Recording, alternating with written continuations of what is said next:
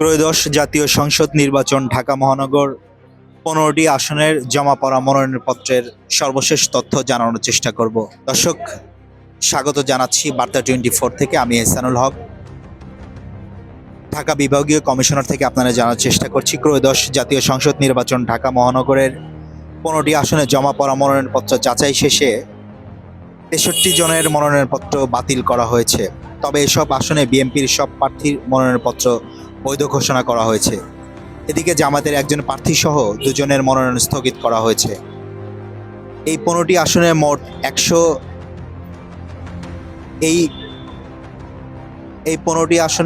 194 জন প্রার্থী মনোনয়নপত্র জমা দিয়েছেন।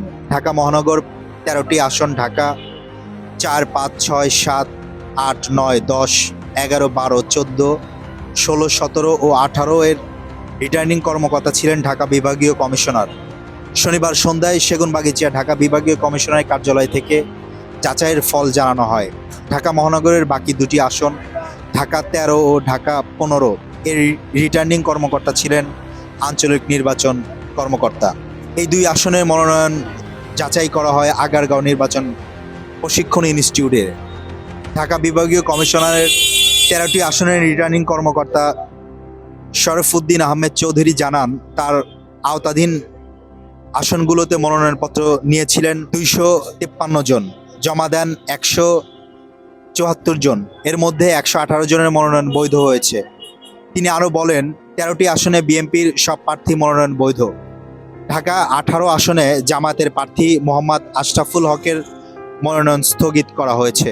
প্রার্থীর সময় চাওয়ায় আগামী রোববার প্রয়োজনীয় অর্থাৎ আগামী রোববার আজকে প্রার্থীকে জমা দেওয়ার সুযোগ দেওয়া হয়েছে। মনোনয়ন বাতিল হওয়া প্রার্থীর বেশিরভাগ স্বতন্ত্র প্রার্থী।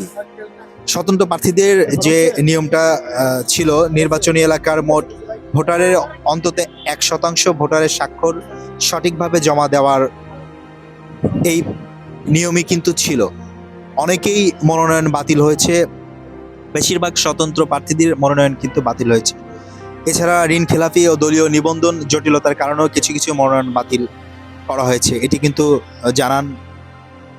বাতিল হওয়া প্রার্থীর আপিল করতে পারবেন। অন্যদিকে ঢাকা 13 ও ঢাকা 15 আসনে মোট 20টি মনোনয়নপত্র জমা পড়ে। এর মধ্যে 11টি বৈধ, 1টি স্থগিত এবং 8টি বাতিল হয়েছে বলে জানান রিটার্নিং কর্মকর্তা মোহাম্মদ ইউনুস আলী।